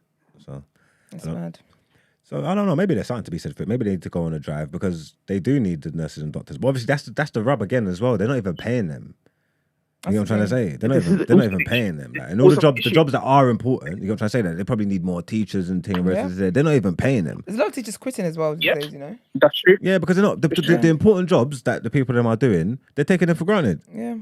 So Yep. That's very true. That's very true. Damn yeah, shame. government screwed. All right then. Thanks for your call, Christy, man. Thanks, Christy. All right. Take care, guys. Bye. Take care. Bye. Okay, let's get into our next headlines. All right then. Yeah, because the government. But basically, what's the conclusion we come to? They should mind their business. I guess so, yeah. Yeah, Brent. Yes. Mind your business, government. All right, cool. Mind Let's your get into our business. next headlines, man. We'll lower the cost of uni. They should. That too. It's stupid expensive, man. And for what? £9,250 a year. Oh, it's every year. It's every year. I thought it was a one-off payment. No. So how many years Per you year. do? 3 years, depending on your course. My course was 3 years. Yikes. But some people's is 4. Someone like medicine, oh, you're done bad. Oh God, I It's didn't. mad. I thought it was just like a one-off payment. Pay them their 9 Nah, racks. That's their course. Just That's what you straight. get. And you obviously get like a maintenance loan as well. So you can live, pay your rent, all that kind of stuff. It's mad. Ah, okay. I didn't know that. Stupid amounts of debt. That's why I said I ain't getting it back. I ain't paying it back. Allegedly joking. All right, next headline.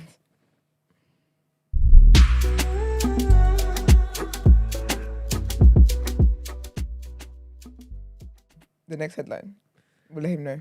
Iman, are you in the chat? Give us a signal, let me know. So we can give you our verdicts after this headline.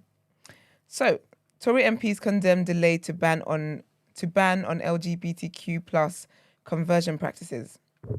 Senior Conservative MPs have accused the government of a moral failing for delaying the long-promised ban on conversion practices that they say damage the lives of LGBT plus people in the community. In a letter to Rishi Sunak, a cross-party group of politicians and campaigners criticised the slow progress in bringing forward new legislation since the pledge was made 5 years ago. The increased pressure on the Prime Minister and his Equalities Minister, Kemi Badenoch, came amid further wrangling over the content of advice to schools on how to deal with students questioning their gender. The advice was planned for release before the end of the summer term. However, there is still concern among some Tory MPs over whether schools should be forced in all cases to inform parents if a child reveals they are questioning their gender.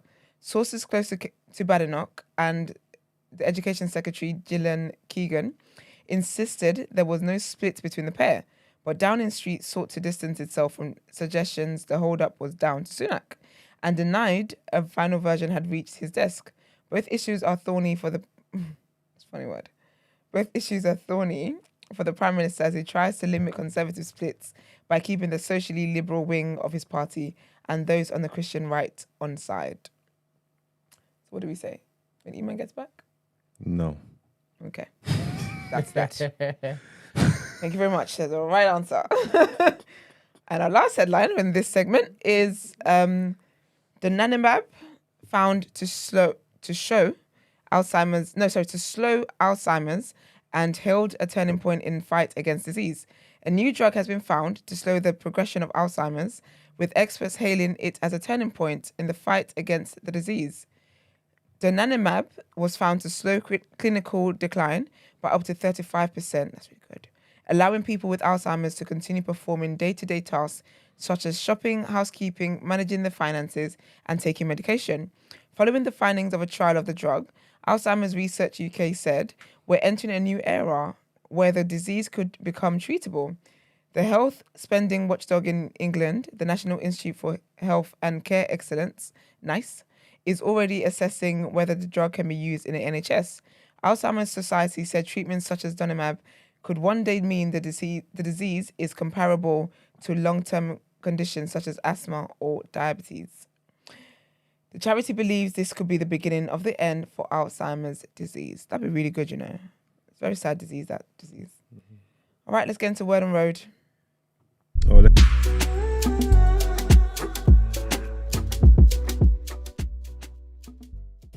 I fixed it. Is it too late? Sorry, go on. My bad.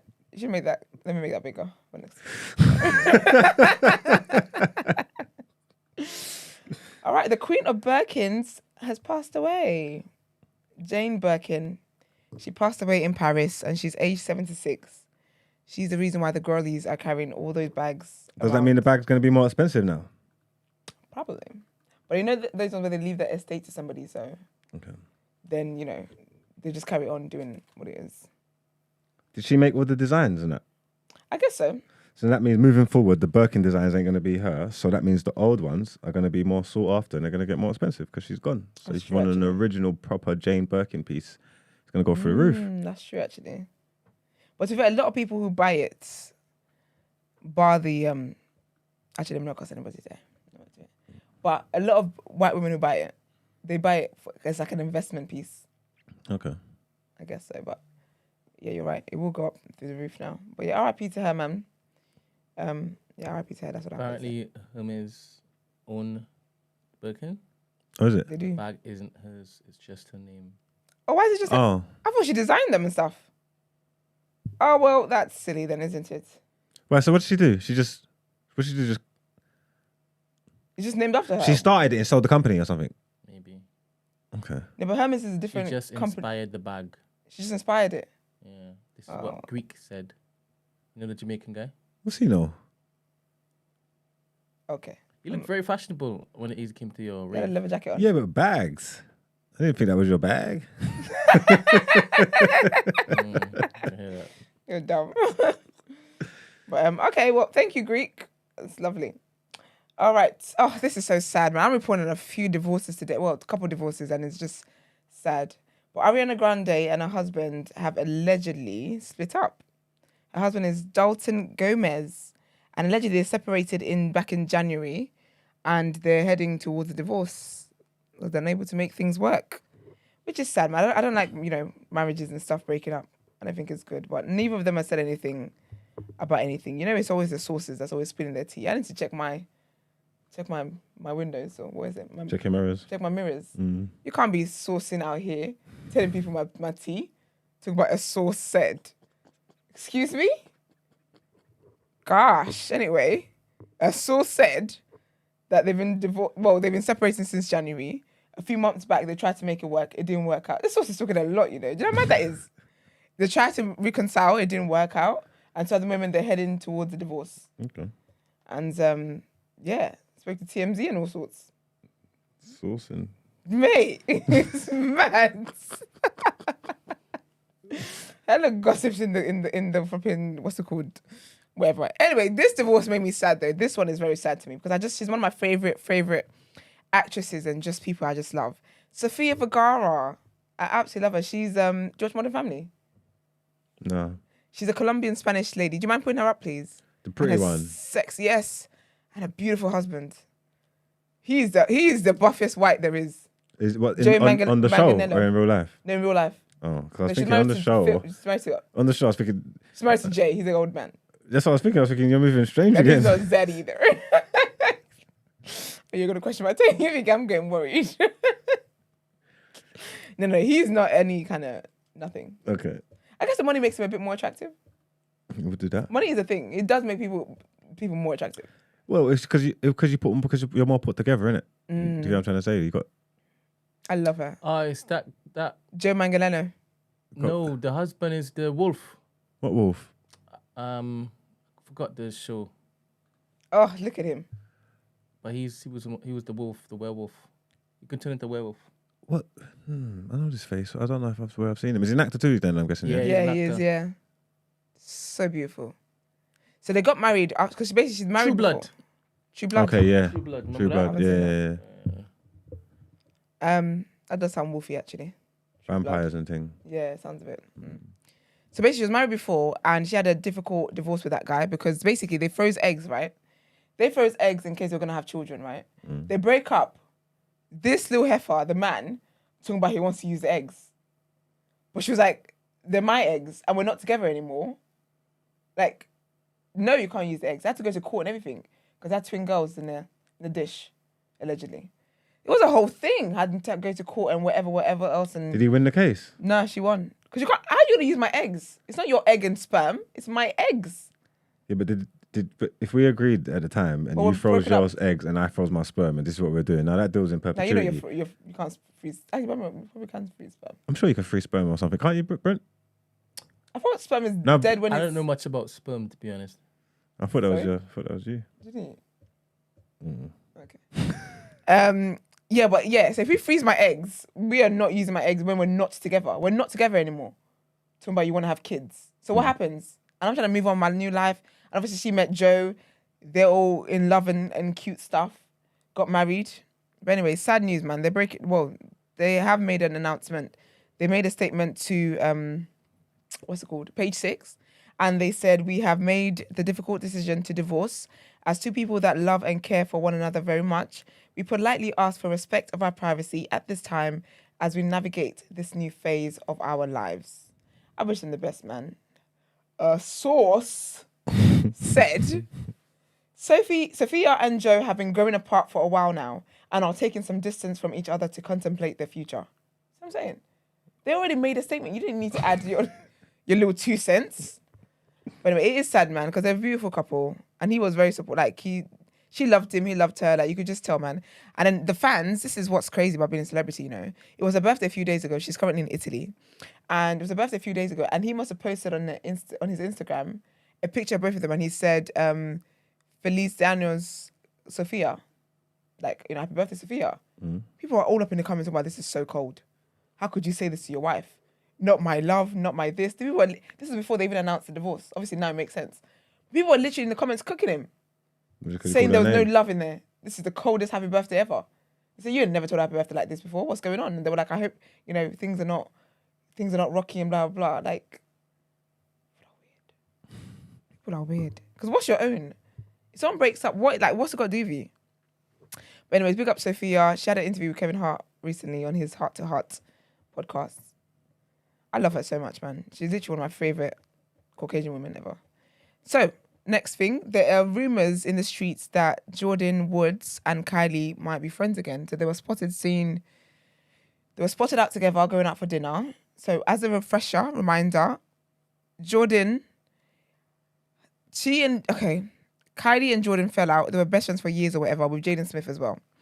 They fell out because Tristan, Chines, I don't want to be with Chloe Tristan, kissed Jordyn at a party. And so Kylie, they all then went on, this was when they went on the whole thing, trying to call Jordyn out and whatever. And the black community rose and supported Jordyn and let the Kardashians know, not one of our own. And she was on a red table talk because she's friends with the Smiths, which is great people to be friends with. They had a red table talk about everything and she just spoke her heart out and about all the hate and all that kind of stuff and whatever. So that's why they fell out. So I guess if they're making up again, then we'll see. Jordyn went on to flourish anyway. She's got a beautiful, beautiful, good-looking basketball player boyfriend. They've been out for years now. Like she's just flourished since then. I feel like she really got into her own person because she's kind of like Kylie's shadow before that. So now she's her own woman and whatever. So if they make up, that's great. I'm here for reuniting cases and things of such nature. And also, word on the street is that Lindsay Lohan has given birth to a baby in Dubai with her lovely husband. So congratulations to her as well. That is beautiful. Yeah, she's got a son now, and yeah, it's amazing, man. Big up her. That is all from me today. Let's get into asking for a friend.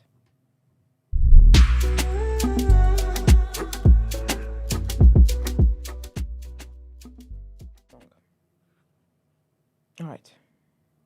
Hey team, a listener from Australia here. Oh, can we get home, please? Do you know what that is? It's late over there as well. Proper late. So they're 24 hours ahead. So the person's watching yesterday's episode. It's late. I love that. Hey team, a listener from Australia here. I'm facing a complicated situation in my long distance relationship and could really use some advice. I've been in a committed long distance relationship for over a year now, and overall things have been going well. However, lately, I've been feeling an intense connection with someone else who lives in the same city as me. Oh, baby, this is not a dilemma. This person and I have a strong emotional bond and share many common interests. We spend a lot of time together and have developed a deep friendship. Recently, though, I've noticed that our connection has started to cross the line of friendship, and there's a growing temptation to explore a romantic relationship with them. On one hand, I love my partner dearly, and we have plans for a future together.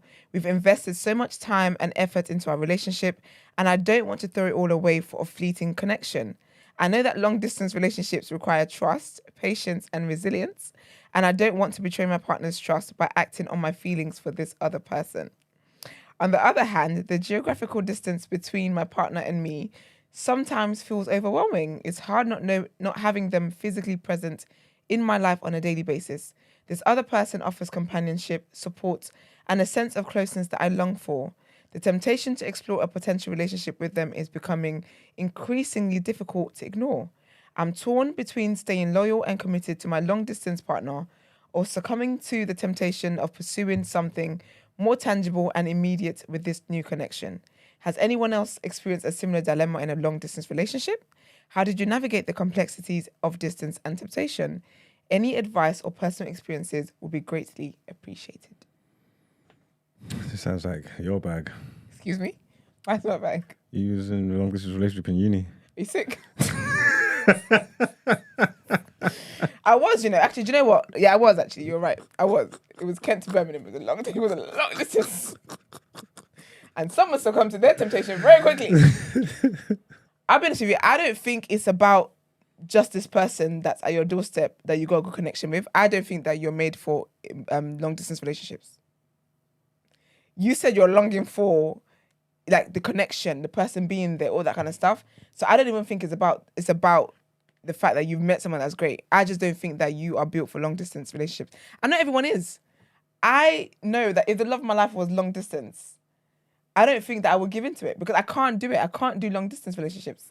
I say you break up with your long distance partner and you find out what happens with this situation. And if that works out, great. If it doesn't work out, explore in your catchment area. Do we know if this is a man or a woman? We don't have a clue. She's very smart. Very He or she's very smart. They did a lot of we. Play a big part. Play a big part in what's Why? going on here. Tell me that. Because men and women, I think differently. So give me your opinions if it was a man and if it was a woman. Take me there.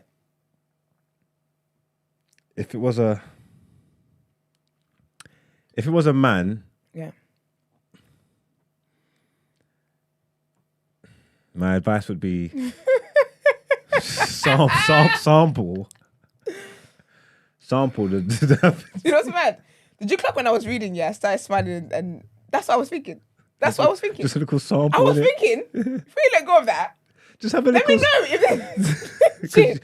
You might not. You get what I'm trying to say. And also, if it's a woman though, you might actually have to sample because he might just be doing that because you're in a long distance relationship yeah. and ready to tear. Once he cooks you, the Man flame don't care. might burn out. Man them are brazy like that. The man them are we know. sick. We know. In their head. We are very You know aware. what I'm trying to say? Like everything could change after you slam him.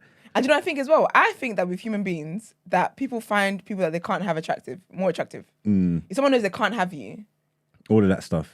do you And know then what I when mean? you Like, got it and then you don't want it anymore, you you don't just want dash it it in the corner. anymore. You get what I'm trying to say? You're not here trying to cultivate it. So now you you understand why the other person left. get what I'm saying? Worst part. But Yeah. oh no, But man. of course, we don't condone cheating. No, never. So I honestly think she just dumped the long distance guy, And then don't tell me why you're dumping him. I hate when people do stuff like that. Have a conversation with him. I'm not gonna lie. I think long distance relationships should be fairly open. Yeah. To be totally honest with you, because you lot's connection, what's keeping you lot together, obviously is deep in that, yeah. But like all the other stuff, it's deep enough that there's something there in it. You know what I'm trying to say? But all your shortfallings and what you can't give me, like she's they're longing. She's longing for intimacy. Do you know what I'm trying to say? Physical intimacy. Yeah, but they also clearly have a connection with that Yeah, person they and do. like it. You know what I'm trying to say? Like and to Yeah. just throw it away. I think super proper long distance relationships, people should have a kind of understanding. You're not kidding me though. She's in Australia, or he or she's in Australia. Yeah. I'm not know where. That's the long other- distance I wanna- already. I want to know where the other person is. I can't even imagine Nigeria. Maybe that's like 3 days away. You better. Like, how often Better do you get see you each other some. in a long distance relationship? Like, there's people that That's the thing. there's people that work on oil rigs and don't see their gal for 2 months at a time and thing. I had a friend who, she's moved to America now as well. The girl hasn't really moved to America. She lived here, worked with her actually, and she was in long distance with her boyfriend. He was in America, she was here, but they would see each other like every few weeks because you have to do that. So she would go there for a while, but she would be there for like weeks, work from there, whatever. Then he would come here. You have to keep it alive. Okay, You so can't if be it's doing- long distance, yeah, if it's like what's acceptable if it's long distance? Like, say, like every other week, like a fortnight, No, like you a can't week, because you don't have enough annual leave. a weekend every fortnight or something like that. Is that too little time? Do you know what's mad? For me personally, yeah, when I like a guy, I want to live in your skin. Like, I want to be part of the blood that flows through your skin. Like, when you live near me, I don't see you enough. I can't imagine if you're on the other side of the world. What are we doing here? I couldn't do that, man. I don't have it in me. I really don't have it in me. But I think that for someone who's a long distance, because the thing is, it depends what kind of jobs you're in as well. Not everyone's job affords them. If you're an influencer, you can afford to go there for 3 weeks and stuff at a time. Do you get me? Because you can just do whatever you're doing. But if you're someone who's in a proper like 9-to-5 job, the annual leave days you get is not that much. So you got to then, if anything, if you've got like a working from home job, you can actually go there and, you know, get approval so you can work from home there. That's the best way. So you can go there and you can see them for 2 weeks at a time. So people in long distance relationships that are like proper long and estranged, how often do you feel like they're seeing each other? Not that often, babes. Like 2 months can go by, 3 months. Because they really look forward to it. They really look forward to it. And then when they see each other, they'll see each other for like 3 weeks. If you're seeing your gal once every 3 months, you got no reason not to slam the next thing. I'm sorry. Like, there's no reason. There's no rhyme or reason not to just chop something up. Because Loving it. Yeah, but what are we doing there, though? Not slamming cheeks. That's what you're not doing. 3 months.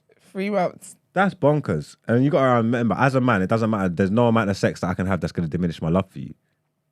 Do you get that? Sorry? Come again. Because I don't know what you said, but I know I disagree. Say it one more time. Run it again. As a man, Yes. there's no amount of sex that I can have that's going to diminish my love for you. Yeah, I don't believe that. No? No, I don't believe that. I think if you love me enough, you would not be having sex with other people. See, that's the agenda that they put out there. That's what Because messes I'd be people up. fancying men when I'm seeing somebody else. But I love you enough not to test that. I'm with you. But if you didn't see him for 3 months, if you just went out on a little date or something, it doesn't mean you don't love your person no more. A little date. Little something. Or just a cool hookup or whatever. It doesn't mean you don't love your person no more, innit? It doesn't mean I don't Because love love them. and sex are two different things, isn't it? But it doesn't mean I don't love them. But I think with love, though, you have to choose to love somebody on a daily. And I think love requires sacrifice. So if you can't sacrifice that, but also my thing is though, like if you're getting little tastings and whatever, you know, when we're back together in the same place now, we live together in the same country, in the same house, whatever, you're still gonna want a little bit of something because at some point this pussy's gonna get old to you. Yeah, I think if you had, for real, if you was probably living like that in a long distance, if it changed from long distance, you're going to want your old setup. You're still gonna want your old setup because that was lit. Yeah. You had your cake and you ate it too. That's what cake's for. Okay. I think with her, I don't think she's set up for a long distance. If I was in a long distance relationship, this kind of dilemma I'll write in. Talking about I'm yearning. I'm yearning for his loins. Baby girl, go get you some loins. Don't be silly.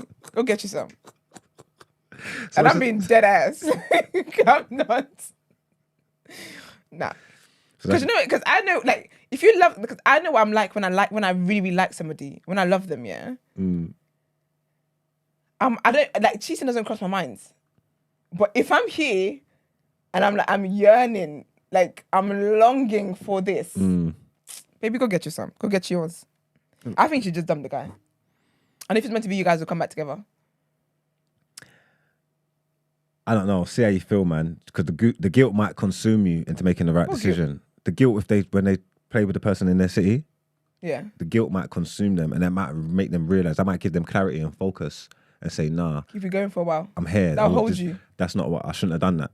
Let me stay here." You know what I'm trying to say? That might give you like, an extra year or something. I don't know. An extra dose, yeah. But long distance for a year is wild, you know. I think you should explore it, but I'm not for dashing away my old thing before I even know what the new thing's saying. That don't make no sense. You know what I'm trying to say? You got to compare. You got to have the chart. But you know why I say that is because I feel like with her, yeah, like if it's not this one, it's gonna be another guy, or another guy, or if it's a guy as well, it's gonna be another person. Another person's gonna keep tempting you, and you know there's something about like this is why it's difficult to fight temptations off, you know, because when you know that you can't do something, the temptation, the itch, is just more intense until you scratch it.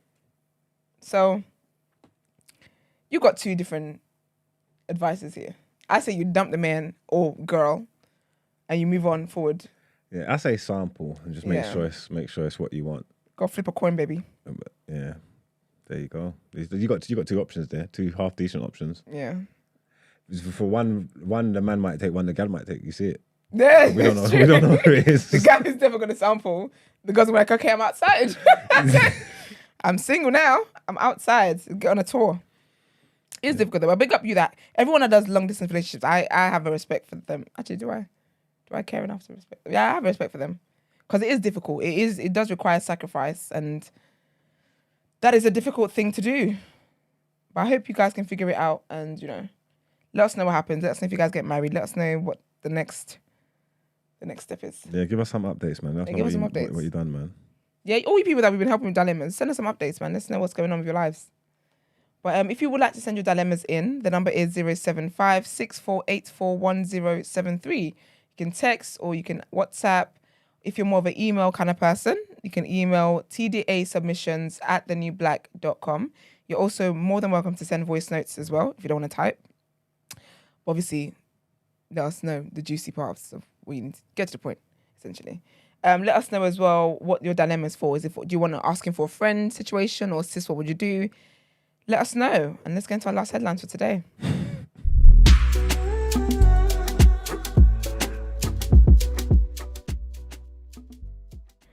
Long distance, yeah. I couldn't think of anything. As someone who loves love so much, yeah, I couldn't think, like, that sounds like a punishment to me. It's tough. Like, everybody likes that instant gratification. Oh! Like, do you know what I'm trying to say? Like, you not being there when I've had a long day. I just want to be in my babe's arms. I just want to be in your arms. I just want to cuddle. I can't. I've got to be on FaceTime. Yeah, it's bonkers. And like, it's not even like a FaceTime. I guess if you want, you got long distance. If you want to do it long distance, you got long distance with like a rich man. It is hard in that, because patience is one of them virtues I've never desired to have. It's not a virtue you decided to want. You know what I'm saying? So yeah, it's tough. Nah, I just couldn't. It's difficult. I'm not set for long distance. Yeah. And you're saying it's the same, another country, another city, same shit? No, I can't date someone in Manchester. Or Birmingham. But they can come down with working from home and stuff like that. They can, like, you can do that. Are you coming down every day? Like, there's 7 days a week. I would like to see you 4 times in a week. And that doesn't mean that we're spending the whole day together. It might just be we just have dinner together and then that's it. Do you know what I mean? I think maybe if you was in a different city, I could do like a week on, week off. Like, like you come down, obviously. Actually, like remote living. Remote living. No, remote work and all that. You can work from home. Actually, you can bring your laptop. You get what I'm trying to say? So this week you come down, your hair. We'll flex this week. Next week I know you're up there with your family. We're still talking every day, FaceTime, whatever. Week on, week off. I think you could. That's manageable. The way I am though, because I'm not like enter your skin. Okay, I did say I was, but I'm not like I believe in space, in having space. You know what I'm saying? I'm not gonna want to see you every single minute or every single day. I'm not obsessive like that. But there are times where like I'm just like, oh, I miss you. I would just randomly miss you, and I want to see you. You're telling me in between everything else I've got to do my day, I've got to now get a train to Manchester. I just rather you were in somewhere easily accessible to me. I hear that. Yeah. I dated someone that was very, very close to me, and it was the best thing ever. Because it was just accessible. And so when I feel something, it's like, okay, do you know what? We can do this and we can do that. I like spending time with people that I love. So why don't you're moving fast than that then, innit? You're moving with someone quick. See, that's where I get conflicted. My faith part. So you're saying 4 times a week, that's a good healthy. If you seeing your man 2 times a week, you're saying that's not really working for you.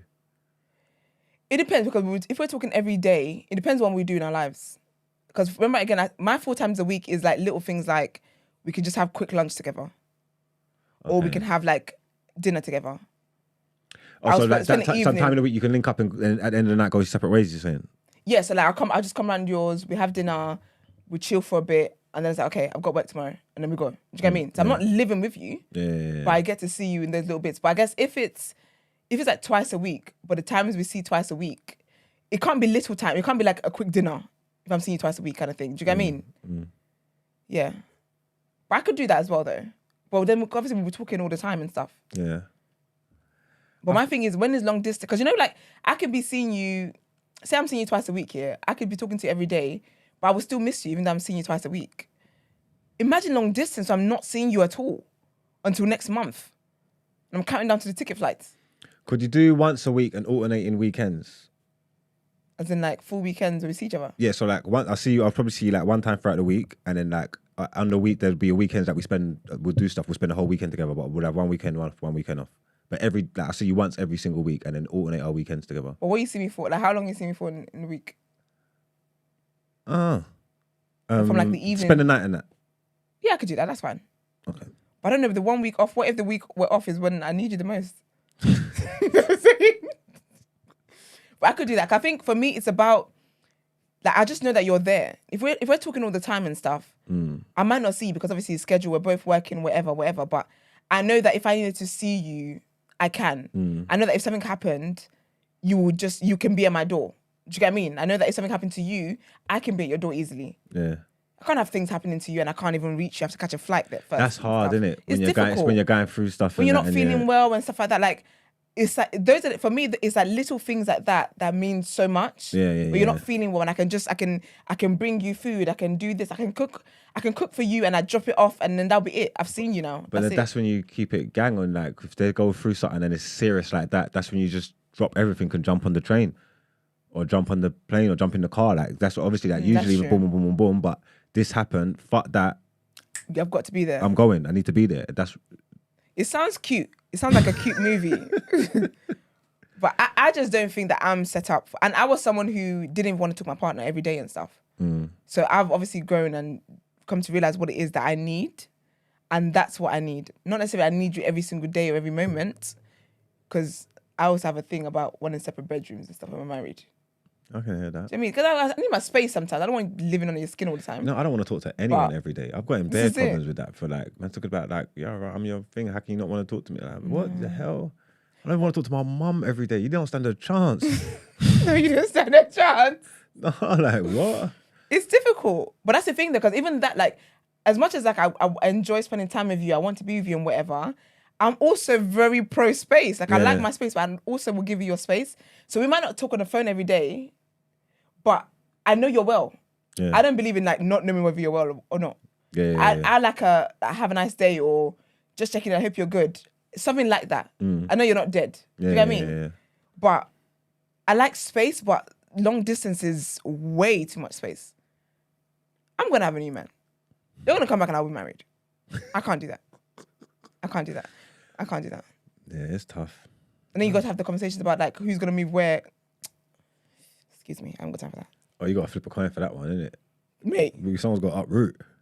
I'm doing TDA over Zoom from America, one day behind. Or we both or Australia. We both uproot and meet in the middle and we both go somewhere new. What about that? Yeah. That's fair. You ain't got your support system, I ain't got my support system. We build new together. Yeah, but say it's like someone like America and I'm here. Where's in between? Egypt. Like someone's got to make a decision. What's your job saying? What's your job saying? You work in IT. There's IT everywhere in the world. Yeah. Pack a bag. Let's go. It is difficult. Relationships are difficult, man. It's tough, man. I feel like people that are in long distance relationships are the ones that really go through like relationship stuff. Because I'm just here for a good time. Like no shame in I'm here for a good time. I suppose you need a lot of patience and understanding. You need a lot of it. And communication. And self-control. Delayed gratification. A lot of self-control. Lots of self-control. I might have a work wife. And then on the phone, you guys talk every time. All you hear is Sharon. But you can't even do anything about it because you're on the other side of town. Oh, baby. That's tough. Good luck, girl. But the thing is, I think with long distance, there's people that are actually made up for it and people that aren't. Like one of the makeup artists I follow, her man was in Nigeria, she was here, and they recently got married. Now they're making it work. Like, there's a lot of long distance relationships that stand the test of time and work. I mean, you could build meaningful relationships with people with great distance between you. So again, you just have to just work on it. You have to communicate. You have to be into each other and that. But there are all them problems that you say are there. They're there. You can't. Like, you have to speak. You have to talk about it and stuff. But pick up long distances. Pick them up, man.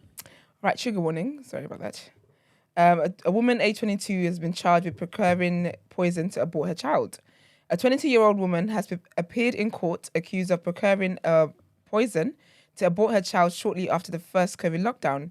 Bethany Cox of Eagles Cliff in Stockton-on-Tees appeared before Teesside Magistrate Court on Monday, charged with child destruction and procuring her own miscarriage by poison use of instrument. She is charged under Section 58 of the Offences Against the Persons Act 1861, which makes it an offence for a woman to unlawfully procure her own abortion. Dressed in a black suit jacket, Cox spoke in court to confirm her address and date of birth. She did not enter any pleas. She is charged with child destruction on the 6th of July 2020, a few days after most of the restrictions from the first national lockdown were lifted in England. Last month, there was outcry when a woman was jailed for 28 months for procuring drugs to induce an abortion after the legal limits. The mother of 3 received the medication under the Bills by Post scheme, which was introduced during the COVID pandemic for unwanted pregnancies for up to 10 weeks after a remote consultation. And our last headline. Sorry to cut you, What's yeah. going on? Dagenham to Northwest is definitely a long distance relationship. I don't give a shit. That is great. That's another thing, you know, because certain London parts I'm not That is doing. great. Certain London parts I'm not doing, baby. That's quay. That's long. How am I driving back at night time after dinner? That I'm tired. I'm sleeping on the motorway. bonkers. Sleeping on the motorway. Bonkers. I need you to be close to me, man. I need closeness. I need I love it. I need that closeness. We're in the same borough. None of that food. We have to be in the same borough. Yeah, we went to watch some football thing the other day. We was in Hayes or something like that. Hayes West, far. And I was saying to Venus, I could never have a thing from up here. She'd never see me. You never see me. Ever in You life. have to come down to me. No chance in hell she's seen me. Because what are we doing? When am I going there? You lost is your it. mind. Yeah. Nah, man. That's brazy. Better be That's east. it. There's long distance even within this UK. Yeah. Even within this London. Within this London. Croydon. Yeah, man. Oh, baby. You would get you a new man. You better have a piece on the side. It's mad. There's a lot. It's the distance been distancing, man. All the best to use that they do it though. Big up you guys. Your patience is different. All right, so trigger warning on this as well. Adam Jenkins jailed for Newbottle manslaughter. A man who killed his sister's violent boyfriend at the end of a Christmas Day party has been jailed for 8 years. I'll free him, man. Simon Birch, who's age 39, was fatally wounded in the neck at the home of Adam Jenkins in Newbottle, Sunderland at about 11:20 GMT on the 25th of December 2021. Jenkins, who's age 36, was cleared of murder but found guilty of manslaughter by a Newcastle Crown Court jury. Mr. Birch's family said he was beating his demons and his devastating death had stolen the joy of Christmas. Jurors were told Mr. Birch had been in a relationship with Jenkins' sister Emma for 2.5 years and there had been multiple incidents of domestic violence and abuse. The couple were invited to Jenkins' home to celebrate Christmas with the rest of the family, but at the end of the party, Mr. Birch launched a violent attack on his girlfriend. What? Jenkins had told jurors he believed Mr. Birch had killed his sister after multiple punches left her unconscious and bleeding on the living room floor. Jenkins, who ran a successful bricklaying agency, said he could not remember picking up 3 knives from the kitchen. Oh, honey. 3 knives from the kitchen, but assumed he would have done so to arm himself. Miss Jenkins and his partner, Natalie Shaw, against further attacks from Mr. Birch. So essentially he was defending himself and his partner from the domestic abuser. He also said he could not remember inflicting the fatal wound in the driveway, but did recall trying to perform CPR on Mr. Birch. Well, he tried to save him afterwards. So that counts for something. All right, well, time to pay these bills and let's get into the reaction.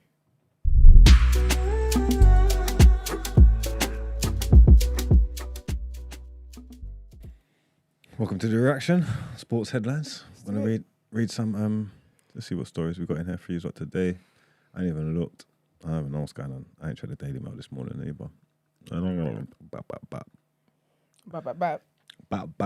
So we got some football transfer rumours. They're saying Bayern Munich have upped their asking price for Sadio Mane because of interest from the cash-rich Saudi clubs, according to Sky in Germany.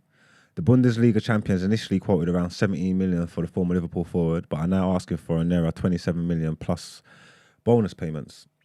Representatives from Al Nassr, who remain under a transfer embargo, and Al Ali have already met with the 31-year-old representatives. Mane is training as normal with Bayern and wants to go with the squad on their Asian tour, which includes games against Man City and Liverpool. When I see Mane going for 17 million and none of these Prem clubs ain't trying to bring him back, I'm thinking, what's going on over there? That'd be a bargain. I'll take him at United, but Mane is cold. I don't know what's going on at Bayern and that, but obviously he's at Aki, so Saudi might be a thing for him. You never know. If they're going to pay him big bread, I hear him. In here, we're saying Inter Milan are seriously exploring a deal for 50 million rated Arsenal forward Florian Balogun, after dropping their interest in Chelsea's Lukaku. I don't know when Balogun got 50 million, scored 10 goals in the Farmers League or whatever, but I hear them. If you get your money, more power to you. More power to you. Manchester United have reached an agreement in principle with Marcus Rashford over a new 5-year contract. A deal until 2028 is in the final stages of negotiations and set to be signed by the England international, who rejected more lucrative offers from England and abroad to stay at Manchester United. Rashford was rejuvenated under manager Erik ten Hag last season after a difficult 18 months and went on to be United's top scorer with 30 goals in all competitions. And in our last headline, some boxing news. Carl Froch clapped back at AJ after he made comments about McCracken. Carl Froch has fired back at some of the recent comments from former two-time heavyweight champion Anthony Joshua. Both men had a long working relationship with veteran coach Robert McCracken. During a recent interview, Joshua took a swipe at Froch while detailing his past working relationship with McCracken. According to Joshua, McCracken was not the type of trainer to teach defense. He used Froch's nose as an example. Rob McCracken's a really good coach. Only thing I'll say is, look at Carl Froch's nose. He just didn't teach me defense, Joshua told Boxing News. Derek reminds me of Rob, but a lot more invested. Rob was too committed to the Olympic team, not pros. I gave Rob my best years. Now I've got to dig deep to get them back. However, Froch, a former super middleweight champion, fired back when discussing the relationship between Joshua and McCracken. People say Carl Froch doesn't have nice things to say about AJ because AJ left Rob McCracken. I've got 2 things to say to that. 1, I couldn't give a toss who trains him. 2, AJ did not leave Rob McCracken. For all you know, Rob McCracken left him. It was a mutual agreement. Put it that way. AJ did not sack McCracken. He's the boss. Maybe things happened and Rob didn't want to work with AJ. That's why that came about. In the build-up to the first Usyk fight, there were many people around AJ telling him different things, and I think Rob had enough, if I'm honest. I know the situation, and I know for a fact that AJ did not get rid of Rob, Froch told Jenkins Casino. He was listening to Rob before they split. If you're not going to listen and have that respect, then the relationship will... Oh, he wasn't listening to Rob before they split. If you're not going to listen and have that respect, then the relationship will break down. Rob knew that Usyk would be their last together. Rob's happy now working with AJ more because he doesn't want to work with someone who's not going to listen. Rob's not just going to stick around for the money. That's what he's saying. So, whoever Rob is. And that's the end of our sports headlines. And these are not updated. I don't want to do them. Has anybody got done it here for me? Let's get into our outro, please. Silence is deafening.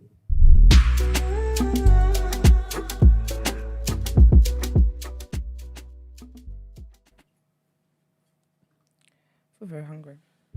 Snap. Okay. Like, I actually feel so hungry. I feel like I'm going to bust out. Thank you for tuning into the show. We appreciate you guys. Please like the video. I hope the likes are making some kind of sense. If you're pro long distance, like the video. If you're not pro long distance, like the video too. Follow us on social media platforms, The Day After TNB on Instagram, Twitter, and TikTok. And don't forget that if you want to send your dilemmas in, the number is 075 64841073. And if you'd like to inquire about the show or feature on the show, our email address is thedayafter@thenewblack.com. See y'all later. Bye. Please.